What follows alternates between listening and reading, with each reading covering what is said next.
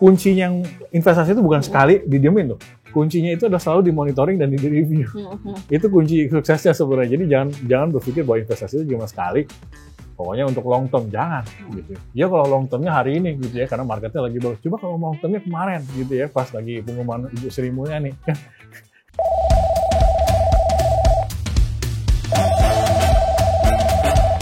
Halo, selamat datang di Klinik Keuangan dari Miraset.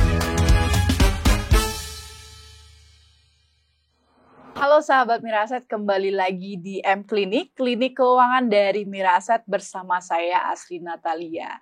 Di M-Klinik kita akan kupas berbagai penyakit ya ataupun kesalahan dalam pengelolaan keuangan yang mungkin bikin finansial kita berantakan dan akhirnya bikin mental kita juga berantakan. Dan seperti biasanya tidak lengkap kalau M-Klinik ini tidak ditemani oleh dokter keuangan kita. Udah ada Pak Arief Maulana, Certified Financial Planner sekaligus Head of Wealth Management Miraset ya Pak ya? Tetap semangat. Namanya hijau, baju hijau, market hijau. Market hijau jadi bullish ya Pak ya? Bullish. Nah ngomongin bullish kan belum tentu ya Pak ya dompetnya bullish kayak gitu. Nah, gitu. Saya sih penasaran Pak, kita kan abis ngelewatin kemerdekaan Indonesia nih. Saya penasaran, arti merdeka finansial untuk seorang Head of Wealth Management Miraset ini seperti apa Pak? Merdeka finansial, ya. Waduh pertanyaannya. Yang ke-80 ya, nggak nih merdekanya? Ya, jadi gimana, Pak? Kalau buat aja. Saya simple doang. Ya. Saat kita investasi, malam bisa nyenyak tidur, itu merdeka. Jadi bisa less stress ya Pak ya? Less stress. Berarti kalau misalnya kita investasi, malam tidur kita kepikiran, ada yang salah asli. Nah, kalau Pak Arief sendiri kayak gitu, emang sebelumnya sempat ngerasain yang kayak tadi Pak tidurnya nggak nyenyak gitu Pasti. Pak? Pernah. Pasti. Tapi sekarang udah oke dong Pak? Sekarang sebenarnya bukan nggak oke, karena gini, pada saat pertama kali saya investasi itu berawal mulai dari 1 juta pertama. Ya, dari jadi 1 juta pertama menjadi 10 juta pertama. Terus menjadi 100 juta pertama. Dari 100 juta naik lagi menjadi 500 juta pertama.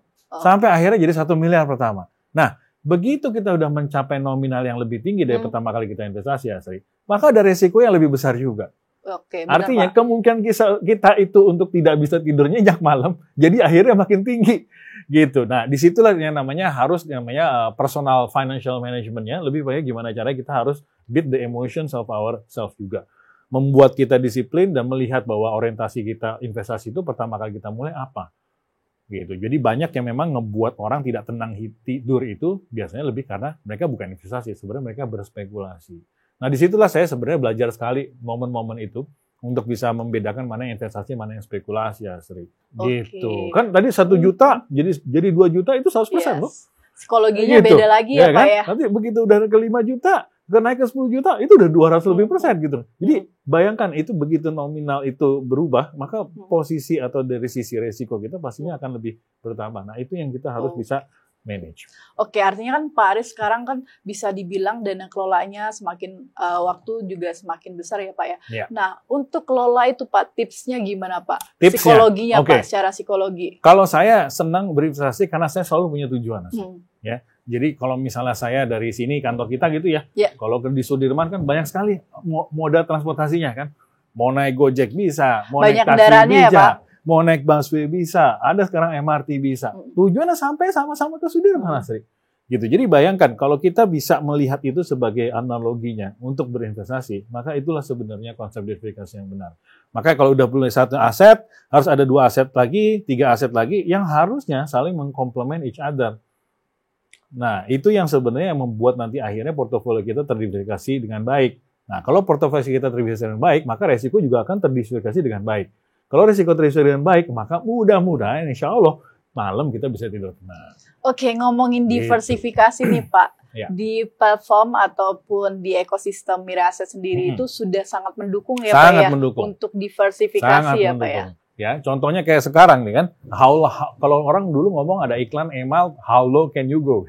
Kalau sekarang how high can you go? Ya, ngelihat ISG yang kemarin mungkin ya teman-teman mungkin sahabat Miraset ngalamin juga ya, begitu ada momen Ibu Sri Mulyani tiba-tiba ya kita nggak tahu ya di angin bolong itu kan jam 3:30 sore ya. Ya benar Pak. Market langsung turun ya Pak. Jadi kita nggak punya kesempatan juga mau melakukan suatu keputusan kan. Nah, banyak yang panik ya Pak ya? Banyak kan panik di situ kan. Nah, jadi akhirnya kita sadar bahwa kalau kita menempatkan hanya di satu aset, terutama mungkin yang sangat berisiko seperti saham, maka itulah yang terjadi. Bisa ya kan? tidur nggak nyenyak tadi ya Pak? Bisa malam ya tidur nggak nyenyak kan? Apalagi besok ya udah gimana nih, besok pengennya buka market terus gitu kan. Tapi kalau kita mengkombinasikan contohnya gitu ya, saham dengan misalnya reksadana pendapat tetap, ya kan? Akhirnya kita punya satu bemperan ya terhadap diri kita sendiri untuk memastikan bahwa akhirnya kita bisa lebih safe gitu ya. Karena memang ada satu aset yang mungkin secara risiko lebih rendah dibandingkan dengan risiko saham tadi gitu. Oke. Berarti gitu. bisa dibilang tidur nyenyak itu sesuatu yang mahal ya Pak? Sesuatu yang mahal gitu. Jadi saya nggak muluk-muluk gitu. Tiap hari kita pasti tidur, tiap hari kita pasti bangun. Ya. Nah, itu dulu sebenarnya. Kemerdekaan itu harusnya dimulai dari situ kalau menurut saya. Oke, Pak, sekarang kita mau coba ketemu sama pasien pertama kita nih, Pak. Oke. Gitu. Sepertinya ceritanya nih. Cukup menarik juga. Oke. Langsung saja kita terhubung dengan Kak Kia ya. Halo, selamat siang Kak Kia. Selamat bergabung di M-Clinic. Iya, Kak. Halo, nih Halo. Kak Kia. Panggilnya kakak, ibu, teteh. Ini apa? Adik? Mau dipanggilnya Rich Aunty. Oke. Halo Kak Kia, boleh diceritain background keuangannya seperti apa? Terus apa sih goals-nya untuk curhat ke M-Clinic? Punya kenalin ya, usianya 28 tahun dan suami saya ini usianya 29 tahun. Kami sama-sama bekerja dengan total pendapatan rumah tangga sekitar 10 juta per bulan. Oke. Nah, untuk pengeluaran rutin itu sekitar 13 juta per bulan. Juga mencapai kebutuhan rumah tangga, transportasi, sedekah, zakat, dan biaya DKP. Nah, selain biaya itu, kami juga berikan 6 juta setiap bulannya untuk tua. Kemudian dari sisi saat ini kami nabungnya di RDPT untuk kebutuhan beli mobil, biaya listrik suami, tabungan liburan, dan dana pangkal perhitungan. Untuk dana darurat ini kami simpannya di tabungan bank biasa. Untuk tabungan anak dan persiapan pensiun ini kami investasikan di saham ASI, BMRI, dan TBA. Kemudian untuk mas kami ada tapi dalam bentuk digital Pak, belum yang fisik. Kemudian properti ada rumah yang ini sedang dikontrakkan dengan 22 juta per tahun. Kami tidak ada utang ataupun cicilan. Kondisinya saat ini suami bekerja sebagai pelaut. Namun kami sangat berharapnya suatu saat dia bisa berhenti berlayar dan bekerja di darat saja gitu. Karena kami betul ya Pak bahwa anak ini juga butuh bonding dengannya gitu. Nah, pertanyaan kami, gimana ya caranya passive income yang cukup agar kebutuhan keluarga ini tetap sekalipun suami berhenti berlayar. Kira-kira berapa sih target dana ataupun aset yang perlu kami kumpulkan lebih dulu sebelum suami bisa benar-benar beralih bekerja di darat dengan penghasilan yang mungkin tidak sebesar saat ini gitu. Oke, tadi goals-nya biar bisa dekat Pak suaminya dengan keluarga karena kan sekarang berlayar ya Kak Kia ya. Oke. Tadi boleh saya tanya terkait dengan dana daruratnya masih disimpan di perbankan ya? Iya, betul. Oke. Kalau boleh tahu so far ini udah terkumpul berapa untuk dana daruratnya tadi? Untuk dana darurat baru 13 ya? Iya. 13 juta. Oke. Itu darurat expense-nya tadi 13 apa ada daruratnya? 13. Itu rumah tangga kalau nggak salah tadi 13 juta sekian ya Kak Kia ya. Sedangkan untuk ada ini Pak, ada support untuk keluarga juga 6 juta. Jadi kalau ditotalin dengan pengeluaran bulanan gitu sama support keluarga sekitar 19 juta 50 ribu. Jadi sebenarnya dari total penghasilan double income ya tadi Kak Kia ya. Kak Kia nggak sebutin tadi. Double income atau single income ini? Double income. Jadi total income itu sekitar 48 juta berdua gitu ya setiap bulan ya. Oke. Ya. Rumah sendiri sudah punya sendiri, ini tinggalin atau masih sewa juga, Kak? Kalau untuk sama orang tua. Oh, sama orang tua. Dikontrakin gitu ke orang Oh, jadi justru rumahnya yang asetnya yang bisa Iya, dikontrakin, benar, tapi ada. tinggalnya di rumah orang tua begitu ya? Ya, Oke. Anaknya umur berapa kalau boleh tahu, Kak? Benar. bentar lagi November nanti. Berapa? Berapa? Maaf, 2 tahun nanti di November. 2 tahun 2 ya? tahun tadi ya. 2 tahun. 2 tahun. Berarti cuma 1 ya anaknya saat ini ya? Iya, baru 1. Oke. Oke, terima kasih Kak Kia. Kita akan coba diagnosa ya Pak ya terkait kita dengan ngobrol ya. kondisi keuangannya. Tadi kalau kita lihat dari income-nya 48, pengeluarannya sekitar 19, artinya banyak ya Pak ya yang bisa di-saving ya Pak ya? Banyak sebenarnya, cuman memang harus yang dipertanyakan sekarang sebenarnya bukan lagi ngomongin dana pensiun dulu sih sebenarnya. Jadi artinya lebih banyak gimana caranya untuk sebulanannya itu dulu gitu ya. Karena tanpa disadari kalau nggak salah tadi ada yang rutin itu sekitar 13 juta dan Benar. pastinya ada tambahan untuk orang tua 6 juta. Itu udah 6 sekitar juta. mungkin hampir 20 juta Ya, sendiri, 19 juta 19 lebih juta. gitu ya. Nah, kalau misalnya kita lihat sekarang income-nya hanya 48 juta 200 dan mungkin dikurangi itu saja gitu ya. Nah, jadi kan sisanya kan lumayan dikit ya. Banyak ya Pak ya? Nah, ya, artinya untuk bisa kita lihat untuk nantinya bisa jadi pendapatan pasif income gitu ya. Nah, jadi memang pertama kali mungkin kalau kita analisa mungkin dari sisi teknis penempatan dana dulu gitu ya. Sebenarnya udah sangat baik karena memang udah pakai reksadana tadi kalau nggak salah ya Kak ya. Nah, jadi reksadana pendapatan tetap dari iHatch gitu ya. Benar. Nah, tapi mungkin bisa juga dicari reksadana pendapatan tetap yang mungkin bisa memberikan income secara bulanan ya Asri. Gitu. Karena sebenarnya kayaknya tujuan orientasi investment goal-nya untuk mendapatkan passive income. Sedangkan saya belum lihat ada passive income selain daripada Dari kontrak rumah. properti Iya, gitu benar. kan. Kontrak properti juga bayarnya ini udah per tahun nih gitu. Jadi kalau kita lihat kalau 22 dibagi 12 aja mungkin belum bisa menutupi tadi pengeluaran rutinnya tadi gitu. Jadi yang pertama kali harus dilihat adalah gimana cara kita harus mendapatkan sebuah return atau aset investasi yang bisa memberikan pendapatan secara bulanan. Itu yang disebut dengan passive income senilai daripada tadi pengeluaran yang mungkin sekitar 13 juta dulu. Ya, ditambah dengan 6 juta. Karena kalau 6 juta ini kan sebenarnya udah pasti kita istilahnya kan kalau bantu orang tua udah bukan lagi investasi lah, ini sebenarnya udah cost atau expense yang memang kita sediakan setiap bulan. Pasti kan nggak mungkin akan turun. Nah, jadi mungkin dicoba lagi, kita punya produknya sebenarnya Asri yang memang baik juga, bisa dipertimbangkan juga dari Navi kita yang bisa memberikan pendapatan secara bulanan. Jadi kalau kita lihat sekarang iHatch ini karakteristik produknya itu sebenarnya untuk mencari capital gain secara tahunan. Ya, jadi sebenarnya kalau aiming-nya adalah lebih lama 1 tahunan, yes, ini produk yang tepat. Pendapatan tetap udah sangat bagus pemilihan produk risikonya karena memang yang harus dimulai dari pendapatan tetap. Nah, kalau bisa sebenarnya dibagi ke yang tadi. Kita ada satu produk sebenarnya dari Sukor Monthly Income Fund. Yang jadi ini return-nya per Betul. bulan ya Pak ya? Jadi yang itu bisa memberikan bulanan return. Ya, kenapa namanya Monthly Income Fund gitu, which is setiap bulan akan mendapatkan income. Nah, ini sebenarnya yang harus mungkin dihitung kalau bisa porsi yang memang karena kita pengennya dapat passive income secara bulanan, ini yang lebih besar daripada iHatch-nya. Oke. Gitu. Jadi mungkin nanti dilihat kalau memang sudah ada punya capital gain, ya diatur kembali. Berarti kan totalnya sekitar 75 jutaan kalau nggak salah ya dana yang akan disimpan di situ.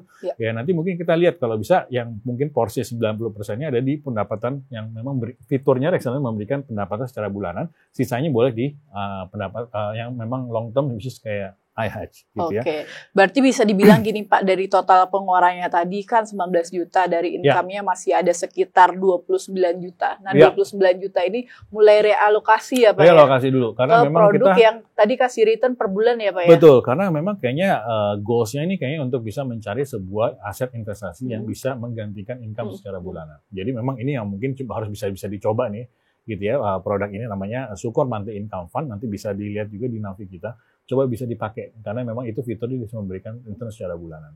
Nah, kedua sebenarnya ini kayaknya tabungan harus dilihat lagi, karena memang kalau nggak perlu amat nih, tabungan yang bentuknya mungkin dana darurat, seperti itu ya, yang mungkin kecenderungan tidak akan dipakai gitu ya, itu kalau bisa di pasar uang, Kak. Oke. Gitu ya. Karena tadi masih disimpan di bank biasa ya Pak, betul, bank konvensional jadi, ya? Yang di bank itu sebenarnya hanya yang benar-benar kita istilahnya tahu lah, setiap bulan kita butuh apa yang memang biasanya pakai kris atau apa, itu dihitung saja, secukupnya saja. Nah, sisanya itu sebenarnya di pasar uang. Oke. Nah, jangan takut juga tidak bisa diakses, karena reksadana pasar uangnya juga sangat liquid ya Pak ya? betul, satu likuiditinya bagus, kedua bisa diakses kapan saja pun, sama saja dengan tabungan sebenarnya. tapi memberikan return jauh lebih besar dibandingkan dengan hanya taruh di tabungan. Dengan satu, ya dia kan memang bukan objek pajak, dan sebenarnya pasar uang itu isinya adalah kumpulan deposito dan tabungan-tabungan juga yang ada di perbankan. Nah itu jadi tolong itu diganti ke sana sebenarnya, karena itu bisa memaksimalkan. Ya, lumayan gitu ya. Kalau kita lihat mungkin ribuan perak per hari, tapi kalau udah bulanan, udah mulai tahunan, itu bisa memberikan return yang lebih baik, atau kita ngomong sebenarnya ada compounding interest yang lebih baik di situ.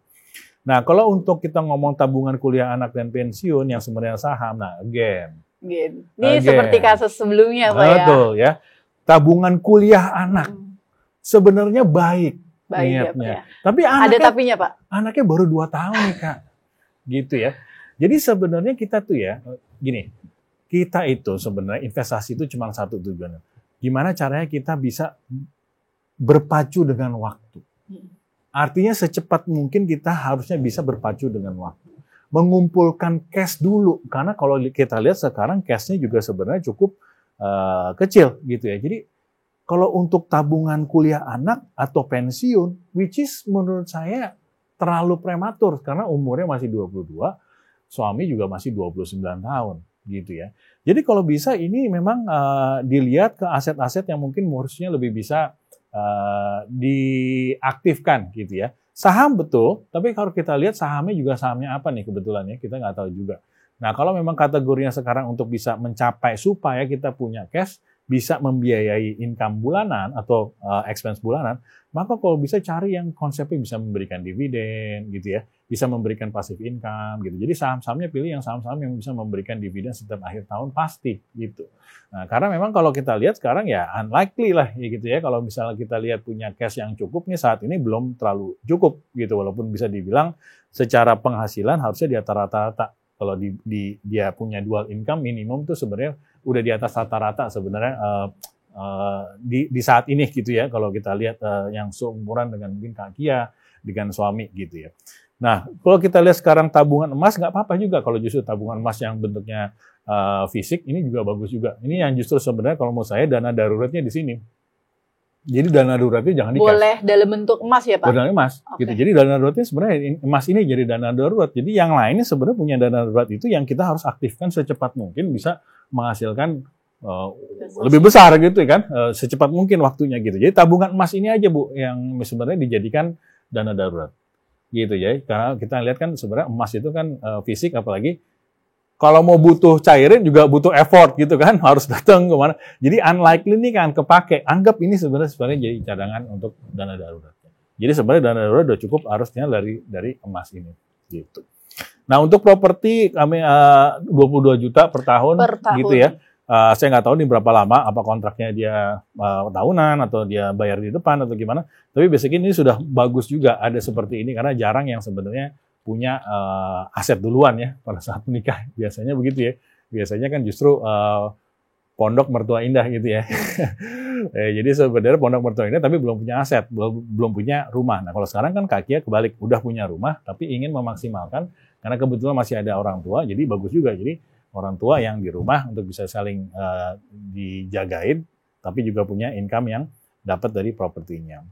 Nah, terus untuk yang kondisi suami untuk bisa istilahnya keinginan keluarga untuk bisa tidak berlayar lagi, nah ini sebenarnya harus dipertanyakan juga gitu kan, karena sebenarnya bukan mempertanyakan nanti dia nggak boleh berlayarnya, tapi sudah adakah plan kalau seandainya suami memang tidak bisa berlayar lagi atau memang seandainya memutuskan untuk tidak berlayar.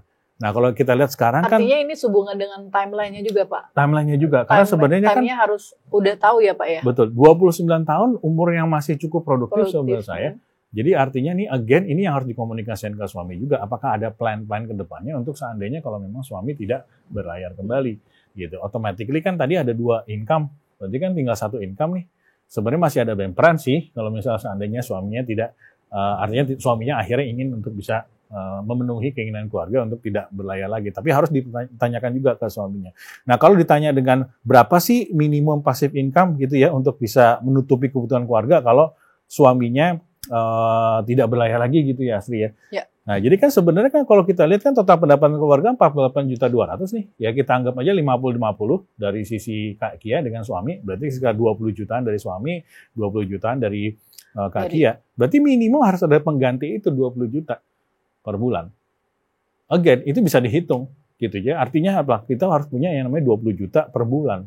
Nah, tapi kalau dengan keadaan sekarang unlikely nih, karena memang udah cukup banyak pos-pos yang masuk. Dan ingat, anak itu tahun ini tahun kedua, tapi tahun depan tahun ketiga, tahun keempat, itu ada penambahan biaya atau biaya expense. Nah, ini yang harus dihitung juga kembali untuk melihat ke depannya apakah memang bijak gitu ya di umur 29 tahun hanya karena memang alasan kita perlu untuk bisa sering bertemu, tapi again, saya nggak tahu apakah plannya nanti suami sebenarnya ada plan lain gitu. Kalau ada plan lain, saya buat aja usaha ya Pak ya. Ya, jadi income yang dari satu lagi itu nggak benar-benar nol gitu. Betul. Ya Pak. Kalau suami ada plan, itu dalam definisinya sekarang dia tidak berlayar, dengan catatan si income ibu, si ibu Kianya tidak berhenti, sebenarnya cukup saja. Gitu ya. Tapi ada catatannya tadi ya Pak ya. Betul. Udah mepet banget nih Pak kalau sangat mepet ya. Karena ini kan kebutuhan anak tidak mungkin turun ya. Yang namanya kebutuhan primer khususnya anak itu dia akan terus lebih banyak gitu. Terutama sekarang udah mau ngomongnya ke TK gitu. Sedangkan kita lagi kejar-kejaran nanti memastikan bahwa nominal itu kalau anak pangkal TK udah pasti akan keluar gitu kan. Nah, berarti kalau itu udah keluar harus ada nambal kan. Kalau memang nggak ada plan, ini yang mungkin bisa membahayakan gitu. Jadi tolong didiskusikan dengan baik juga dengan suami, karena alasannya apa, kalau memang benar valid, memang suami juga ada backup plan, kalau seandainya dia sudah berhenti berlayar, boleh gitu ya. Tapi kalau saat ini realistisnya tidak memungkinkan nih Bu Kia gitu. Kalau seandainya tidak ada plan, tapi hanya mengandalkan single income. Oke, artinya sehubungan dengan plan tadi pekerjaan suami itu perlu didiskusikan lagi ya Pak ya, exit plan-nya seperti apa, apakah nanti punya pekerjaan lain gitu ya, atau misalnya pindah karir, atau mau buat usaha, tentunya itu akan berakibat terhadap perhitungannya tadi ya Pak ya. Gitu, makanya ini mungkin informasinya agak terlalu tidak banyak yang memang kita tahu, tapi nanti kalau memang didiskusikan dengan suami, tolong didiskusikan secara seperti saya ngomong ke Bu Kia begini gitu. Karena harus realistis, harus ngelihat juga dalam posisi sekarang misalnya rumah atau orang tua, itu kan dari sini juga memang ada cost juga ya, gitu ya. Artinya kan pasti orang tua nanti mungkin ada sakit, itu harus dipikirin juga. Akan ada hal-hal yang mungkin kita harus siapkan juga seandainya memang tidak ada income, gitu. Rumah juga kalau misalnya memang nanti untung disewa terus gitu, tapi kalau nggak disewa kan berarti ada cost-nya juga. Betul, ya Pak ya, gitu. Nah, jadi itu yang mungkin harus benar-benar kalau urusan ke suami dilihat dulu keadaannya gitu ya, karena memang siapa tahu suami juga punya plan berikutnya. Oke, tapi kalau kita lihat dari usia tadi ya Pak ya, itu masih sangat produktif. Apalagi anak masih usia 2 tahun, masih bisa banyak yang di-saving ya Pak ya. Betul, dan harusnya memang bisanya momen ini momen digaspol juga gitu ya. Artinya harus dilihat juga ke depannya itu mungkin ada peluang-peluang juga dari Bu Kianya juga untuk bisa gimana cara mendapatkan income tambahan gitu ya, dari sekedar cuman mungkin gaji gitu. Karena again, saat ini udah nggak ada alasan lagi untuk kita untuk bisa susah mendapatkan side hustle, karena banyak sekali sebenarnya yang bisa kita kerjain gitu ya, terutama mungkin dari sisi dunia kreatif, dari sisi banyak yang bisa akhirnya menjadi uang. Nah, ini harus dipikirkan juga untuk lebih kreatif gitu. Oke, Kak Kia, sampai sini mungkin ada yang belum clear atau mau ditanyain lagi? Goals-nya ada tambahan lagi, goals lainnya mungkin? Iya, kalau misalnya dananya sebenarnya berapa yang mesti kami kumpulkan? Oke, harus dikumpulkan. Pasif income-nya aman walaupun suami nanti berhenti berlayar dengan bekerja di darat, tapi yang tidak sebesar saat ini gitu. Mungkin katakanlah UMR mungkin. Oh, oke. Jadi sebenarnya gini Kak Kia, kalau misalnya kita ngomong secara simpel aja tanpa melihat secara detail, sebenarnya konsep dana darurat itu kan sebenarnya sudah diatur gitu ya. Kalau dia sebenarnya single itu sekitar 6 kali, ya kan? 6 kali pengeluaran bulanan gitu ya. Kalau berkeluarga Pak? Kalau berkeluarga 12 kali. Kalau ditambah dengan anak harusnya lebih besar dari 12 kali, karena sebenarnya anak itu kecenderungan lebih banyak mungkin perintilan nanti bisa sakit apa segala macam. Jadi dari situ udah kelihatan sih. Jadi kalau misalnya sekarang udah berkeluarga dan anak 1, itu berarti di atas 12 ya. Kalau kita ngomong 12 kali ya 12 kali dengan misalnya total 20 juta tadi. Iya, total pengeluaran rutin tadi tuh gitu ya. 29 gitu ya. Pengeluaran rutinnya 13 tambah dengan 6 19 gitu kan. juta. Jadi kalau hitunglah 20 kali 12 berarti kan harus ada sekitar 240 juta dulu nih saat ini on hand, dan sekarang kan 240 jutanya sepertinya tidak ada. Benar. Gitu kan. Jadi mungkin baru 50%. Nah, jadi memang itu mungkin pandangan secara mudahnya tanpa menghitung ulang kembali gitu. Tentunya nanti ada di situ kan juga ada, kita punya tabungan-tabungan ya, ada emas, ada ini kan properti yang dikontrakkan juga punya value gitu ya, yang mungkin juga bisa jadi emergency kalau seandainya memang pun harus dijual segala macam, itu juga bisa punya cadangan lah istilahnya di situ. Gitu. Tapi istilahnya gampangnya itu aja. Jadi mungkin di atas 12 kali dari pengeluaran bulanan yang tadi sudah disebutkan di sini. Yang which is pengeluaran rutinnya 13 ditambah dengan punya orang tuanya 6. Jadi 16 tambah 19. Ya hitunglah 20 kali 12 kita 240 juta minimum itu gitu. Nah, sekarang 240 juta kan berarti kan sudah ketahuan nih. Nah sekarang gimana caranya how to get there? Nah, karena kalau kita lihat dari posisi sekarang dana daruratnya yang tersimpan 13 juta Pak. Betul. Itu disimpan juga di bank biasa. Betul. Jadi sebenarnya masih jauh. Aiming-nya harus minimum kita punya di 240 juta minimum. Itu bukan Merdeka Financial. Itu at least hanya bisa mengcover just in case 1 year period kebutuhan keluarga kalian gitu dengan expense yang memang saat ini tertera secara bulanan konstan ya. Kita nggak tahu juga, mungkin ada pasti ada yang namanya pengeluaran itu ada yang naik gitu kecenderungannya gitu. Kalau kita lihat kan dana darurat yang terkumpul sama goals-nya tadi ya Pak ya, yang 12 kali tadi kan masih jauh Pak. Artinya kan kalau kita ngelihat realistisnya ini kan nggak possible sih ya untuk suami kayak gitu dalam waktu dekat ya Pak ya, untuk resign atau switching karir ya Pak ya. Betul, akan lebih baik bahwa basically memang sudah ada plan-nya adalah mungkin dia switching jobs gitu ya, artinya memang tadinya berlayar. Nah, tapi sekali lagi kalau pelayar ini kan spesifik ya, jadi kan sebenarnya ada nggak tahu juga nanti kalau di darat apa gitu ya kerjaan. Makanya ini yang harus diomongkan dengan suami juga, karena mungkin suami punya hal yang mungkin yang perlu juga belum dikasih tahu juga ke Bu Kia gitu ya. Mungkin dia juga punya ambisi dan mungkin ada beberapa hal gitu yang mungkin ya itu yang perlu didiskusikan sebenarnya sama suami. Tapi baik lagi kalau lihat cara hitungan secara kasarnya gitu Bu Kia. Gitu sih. Oke, jadi kalau boleh saya simpulkan ya Kak Kia terkait dengan resep finansial dari kami, yang pertama kayak gitu terkait dengan plan suami gitu resign ataupun lainnya itu perlu didiskusikan lagi karena ini juga akan mempengaruhi dari porsi keuangannya. Yang kedua tadi dana daruratnya juga masih sangat jauh untuk terkumpulnya, jadi mungkin dari income yang ada dan yang bisa di saving itu ya Pak ya bisa fokus dulu. Ya, fokus untuk bisa membesarkan dulu porsi cash-nya dulu. Karena basically itu sebenarnya pegangan kita. Ya, untuk bisa sebelum membuat keputusan yang misalnya mengganggu dari cash flow income-nya rumah tangganya. Gitu. Jadi dan fokus. Ya, yang ketiga fokus naikin nilai investasinya ya Betul, Pak ya. karena misalnya pilihan investasinya reksadana sudah benar, tapi memang banyak pos-pos yang lain sebenarnya bisa lebih maksimal lagi gitu ya. Jadi pilihan-pilihan tadi kayak ada reksadana yang bisa memberikan income secara bulanan. Karena kan ini sekarang kayaknya keluarganya ini kan fokusnya adalah menggantikan income, mendapatkan passive income. Nah, carilah investasi aset yang memang bisa memberikan passive income. Salah satu udah pasti reksadana pendapatan tetap yang bisa memberikan kita ngomongnya kupon atau pendapatan secara bulanan. Oke, jadi sebenarnya produknya pun udah ada di ekosistem kita ya Pak ya. Jadi nanti mungkin bisa kasih waktu untuk belajar lagi macam-macam produk yang ada di Navi. Betul. Dan apa yang bisa dimaksimalkan di sana, contohnya tadi dana darurat ya, bisa banyak pilihan produknya ya Pak ya. Kemudian reksadana pendapatan tetap yang kasih return bulanan itu juga sudah ada. Sepertinya kayaknya sudah ada di belakang kita ya, monthly income fund. Ya, jadi kebetulan ini ada juga key visual marketingnya. Coba nanti mulai dicek gitu ya di Navi. Itu kita bisa lihat di situ dia mensimulasikan kalau misalnya invest 10 juta, income-nya bulanannya berapa sih gitu kan.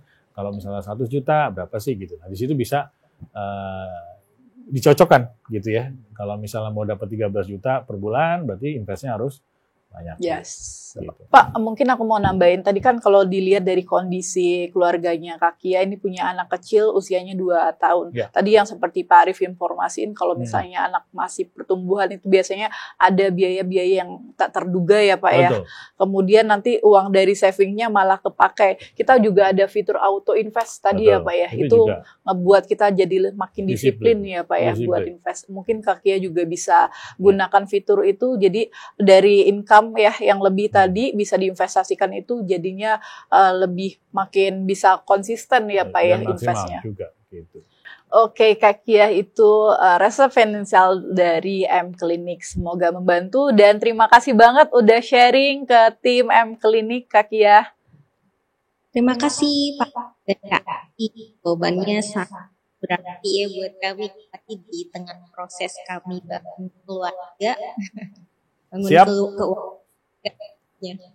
Kalau kurang jelas, kita banyak sekali training material di YouTube untuk bisa belajar barang Miraasset. Di situ juga dijelasin, ya kan, kalau nomor reksadana, ya kan, itu bisa dilihat di situ yang nanti tinggal dicocokin aja tadinya seperti kita obrolin produk-produk seperti itu. Ini juga ada tutorialnya juga ya terkait dengan Sukor investment monthly income fund untuk melihat sebenarnya apa sih produk ini gitu ya. Apa sih nanti pun gitu. Kalau misalnya udah dilakuin nih Pak, kemudian stuck juga kayak gitu bisa konsultasi lagi ya Pak ya. Biasanya nanti kalau udah dilakukan, nih biasanya ini kan ide begini, kita kasih solusi sedikit. Nah, coba dulu tes. Nanti kalau misalnya bulan depan udah ada kelihatan memang sudah melakukan sesuatu dan ada progresnya dan ingin konsultasi lagi, silahkan. Karena memang kuncinya yang investasi itu bukan sekali didiemin tuh. Kuncinya itu adalah selalu dimonitoring dan di-review. Itu kunci suksesnya sebenarnya. Jadi jangan berpikir bahwa investasi itu cuma sekali. Pokoknya untuk long term jangan gitu. Ya kalau long termnya hari ini gitu ya, karena marketnya lagi bagus. Coba kalau long termnya kemarin gitu ya, pas lagi pengumuman Ibu Sri Mulyani kan. Susah ngomong gitu kan kita kan. Jadi terus di-review secara berkala, ideal benar setiap end of year itu lakukan portfolio balancing namanya, tapi biasanya quarterly basis dimonitor progresnya. Gitu. Dan hitungan returnnya jangan cuma dilihat persennya asli. Gimana ya kan? Pak? Langsung nominal rupiahnya. Karena jangan ngomong 7%, 8%. Dari 5%. berapa gitu ya Pak ya? Iya kan? Jangan dilihat persennya. Tapi kalau 5% dari cuma 1 juta, ya kan cuma segitu gitu kan. Jadi lihat nominal rupiahnya. Itu bisa lebih bisa membangkitkan fokus kita untuk bisa ngelihat dan lebih disiplin untuk mengelola perencanaan keuangan kita. Gitu. Oke, Kak Kia, terima kasih. Sampai jumpa. Terima kasih. Pak Arif, kalau kita lihat dari banyak kasus, ternyata banyak banget ya sahabat Miraasset yang pengen punya tujuannya masih lama kayak gitu. Padahal kondisi yang saat ini pun masih dibilang masih jauh ya Pak ya. Betul. Karena hampir semua orang itu, financial planner juga mengingatkan adalah pentingnya adalah mempersiapkan masa pensiun. Gitu kan. Sebenarnya itu banyak yang akhirnya masalah artikan. Kenapa semua banyak financial planner itu bilang bahwa basically harus mempersiapkan masa pensiun, itu supaya mereka melihat realitinya untuk mengkalkulasi ulang ya berapa lama lagi sih dari sisi umur dan juga nanti masa pensiun, dan setelah masa pensiun itu mau ngapain sih. Nah, itu sebenarnya. Tapi kadang-kadang orang jadi terpressure Asri. Jadi gimana caranya udah mikirin masa pensiun. Jadi bingung. Sedangkan umur-umur yang sekarang sangat produktif, 22, 23, harusnya adalah gimana caranya dia mengatur supaya bulanannya dia itu adalah dia udah merdeka finansial tadi. Oke, tadi bisa ya kan?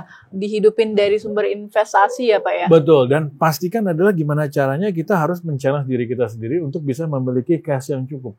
Oke, gitu. Sekarang kita mau coba ketemu sama pasien kita lagi nih Pak. Oke. Halo, dengan M-Clinic di sini, klinik keuangan dari Miraasset. Dengan siapa kami berbicara? Halo, dengan Anissa. Oke, halo Kak Anissa. Boleh diceritain ya, kalau dari suaranya ya? Kayaknya suara-suara yang renyah ini suara Gen Z, Pak. Kakak. Ada agak bercampur dengan micin sedikit kayaknya nih Pak suaranya Pak. Digoreng dengan plastik ya. Itu jadi halo, dengan Kak Anissa, boleh diceritakan background-nya, kemudian apa sih problemnya yang ingin kami bantu. Silakan Kak. Oke, halo M-Clinic, saya Anissa. Sekarang itu statusnya mahasiswa, usia 22 tahun. Saat ini saya selain menjadi seorang mahasiswa, saya juga ada side job, ambil freelance sama jualan online. Penghasilan per bulan sekarang itu sekitar 5 juta per bulan. Kemudian untuk spending per bulannya bisa sampai 4 jutaan. Waduh. Iya sih Pak, jadi penghasilannya itu habis buat gaya hidup aja sejauh ini. Kayak Gaya hidupnya tadi apa aja nih Kak Anissa? sekarang tuh karena jualan online, jadi kan buat maintain relationship sama customer Padel nih. itu biasanya rutin Padel ketemu bukan? sama teman-teman komunitas, betul. Salah satu hobinya itu kan ada Hobi. tenis, ada juga komunitas K-popers, fandoling kayak gitu sih. Jadi banyak pengeluaran-pengeluaran di sana yang sebenarnya sih tujuannya mau maintain relationship sama customer ya, cuma jadinya penghasilannya habis juga gitu buat kegiatan-kegiatan itu. Jadi sebenarnya saya punya keinginan mau mulai investasi supaya ngerasa lebih secure gitu di masa depan. Sekarang kan masih mahasiswa. Mungkin nanti kalau kerja kan udah ada penghasilan lagi, ditambah dengan freelance dan online shop ini mungkin pemasukannya akan lebih banyak gitu. Nah, saya pengen mulai dari sekarang sih investasi. Kira-kira gimana caranya mulai bisa investasi dengan pendapatan yang sekarang dan pengeluaran yang sekarang. Kemudian apakah ada strategi sederhana nih yang cocok buat saya, kan soalnya saya masih awam banget sama investasi. Terus mulainya tuh dari mana sih? Investasi kan kayaknya banyak banget. Mungkin M-Clinic bisa bantu kasih jawaban dan solusi. Oke, Kak Anissa, bener Oke. Pak tebakan kita tadi Gen Z. Suara renyah harus gengsi. Iya. Berarti saya juga harus gitu suaranya. Harus Iya, operasi renyah ya. suara kayaknya yang ini Iya, Pak. kalau ini nggak bisa. Oke, ya. Nah, jadi Oke. lucunya nggak dikasih tahu juga, walaupun mahasiswa ini tinggal di mana, gitu kan? Kalau Langsung aja Pak kita tanya, Kak Anissa masih online nggak? masih tinggal Kak sama Anissa. orang tua Kak? Heeh. Saat ini masih sama orang tua. Oke, jadi kita masih Di daerah berasumsi Jakarta. bahwa yang namanya kebutuhan primer itu masih disuplai sama Oke. orang tua. Jadi hanyalah ini sebenarnya adalah side hustle-nya dia gitu ya, sambil di berkuliah gitu ya, Iya. mungkin ya. Tapi hebatnya udah nggak minta uang orang tua lagi Pak kalau kita lihat ya dari datanya. Saya Dari rasa sih side sebenarnya uang sekolah dan segala macam kayaknya masih disuplai gitu ya kalau ini. Jadi sebenarnya tidak mengaku ke sana tuh cara. Jadi harusnya ini lebih banyak punya room untuk bisa mencoba hal yang memang sebutnya adalah investasi tadi gitu ya. Ini di mahasiswa ini kadang-kadang nanya mulai dari mana? Mulai dari mana? Mulai dari sekarang tolong diangkat handphonenya, tolong dipencet, di-download aplikasi Navi. Ya kan? Atau juga nanti HOTS gitu. Tapi paling tepat sebenarnya mahasiswa itu adalah coba reksadana. Karena kenapa? Reksadana itu mulai dari 10.000 loh. Benar. Gitu. Jadi sebenarnya masih ada sisa kalau 10.000. Dia mau coba tuh 10.000 masih ada. Karena kan dia 4 juta gitu, masih ada 1 juta. Iya. Ya kan? 10.000 ya berarti masih punya berapa tadi? Ya kan? Jadi tanpa mengganggu lifestyle-nya tadi, effortnya hanya buka akun ya Pak ya? Betul. Karena tuh biasa kan sebenarnya mau mulai. Ya. Ingat, memulai itu jangan dilakukan dengan sesuatu hal yang susah, jangan yang kompleks, jangan yang ribet. Tentunya juga kalau ngomong investasi, nominalnya juga jangan yang besar. Mulai dari kecil. Nah, kenapa reksadana paling cocok? Karena reksadana itu dimulai dengan investasi nominal yang sangat-sangat minim. Gitu. Jadi nggak ada alasan lagi ya Tidak Pak ada ya? alasan lagi. Oke. Nah, again, kalau dalam posisi nongkrong, lifestyle tinggi, ini kan bagian yang bisa kita kontrol, ya. Nah, 5 juta ini sebenarnya lebih baik untuk bisa gimana caranya diefisienkan aja, dikurangi sedikit gaya dan tekanan itu ya. Jadi gaya itu maksudnya gaya hidup gitu ya. Ya, karena memang itu yang memang harusnya dipelajari di awal zaman-zaman masih muda ini. Kalau Gitu. kita lihat juga tadi kan ini Kak Anissa kan baru mau mulai investasi ya Pak ya. Apalagi kan di umur-umur Kak Anissa ini kan mungkin ada ketakutan juga Pak kalau investasi itu sesuatu yang pertama mahal, Betul. kemudian susah gitu ya Pak ya. Kemudian takut juga lifestyle yang sudah nyaman ini karena investasi akhirnya keganggu dan lain-lain gitu ya. Jadinya banyak pertimbangan-pertimbangan dan akhirnya ini nggak mulai-mulai ya Pak ya. Padahal kita selalu bilang ya Pak ya, ini about habit juga ya Pak about habit. Investasi itu harus start small bagi pemula. Even sebenarnya juga yang udah ngerasa advance atau beginner juga harusnya start small. Karena basically kalau ngomong nominalnya itu ego tuh nanti gitu. Tapi kalau journey atau proses untuk bisa belajar, start small. Gitu Kak Anissa? Siap Pak, berarti download Nafi, Pak. Ya, kalau saya sih rasanya memang harusnya di reksadana dulu cobanya. Karena reksadana itu 10.000. Jadi nggak ada alasan lagi nih, nggak Iya. mulai Kak, karena itu sangat sangat terjangkau. Kemudian tanpa mengubah lifestyle-nya tadi sebenarnya ya, udah mulai bisa belajar buat invest. Tinggal Betul. nanti komitmennya aja ya Pak ya. Betul. Nanti dari 10.000 itu biasanya ketahuan, saya juga pertama kali dulu 10.000. Begitu coba 10.000, saya akan mengamati. Karena dengan kamu invest pertama kali small, maka kamu kan besok akan pengen tahu, jadi kepo. Besok jadi berapa nih 10.000? Ya kan? Nanti kamu akan lihat tuh, 10.000 berkembang jadi 10.100. Itu ada kerasa kepuasan tersendiri loh. Ya kan? Ini loh caranya, cara mekanisme sebuah aset investasi itu seperti ini. Nah, dari situ kamu akan terpacu lagi untuk bisa nambah nominal, dan akhirnya kalau kamu sudah terpacu, nah, lifestyle itu akan turun dengan sendiri karena kamu akan melihat benefitnya. Daripada gue lebih banyak naikin lifestyle, mending gue investasi. Toh ini benar-benar akhirnya ada sesuatu yang bisa kamu lihat dan ada yang kamu rasakan gitu. Jadi itu yang sebenarnya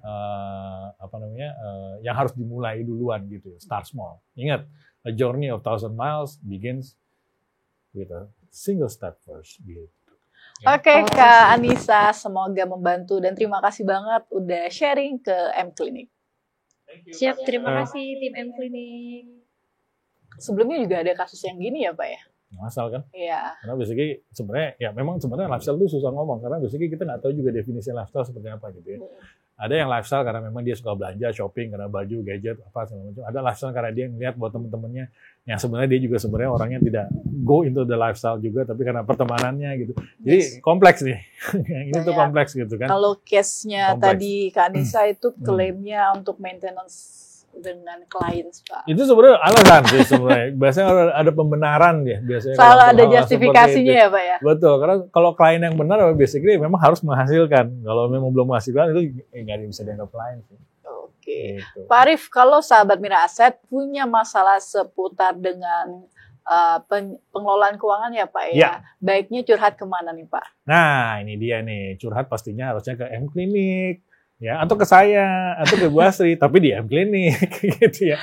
Oke, sahabat Mira Aset, Gitu. jadi kalau kamu punya problem ya seputar dengan pengelolaan keuangan ya, kayak gitu, bisa datang ke M Clinic. Tapi ini untuk curhat ya Pak ya, kita Yes. tidak bisa menerima pinjaman duit ya Pak ya. Ya, itu Mau dia. minjem uang bisa nggak Pak ke M Clinic? Bisa. Pinjam uangnya dalam definisi adalah investasi ke Nafi by Mira Asset.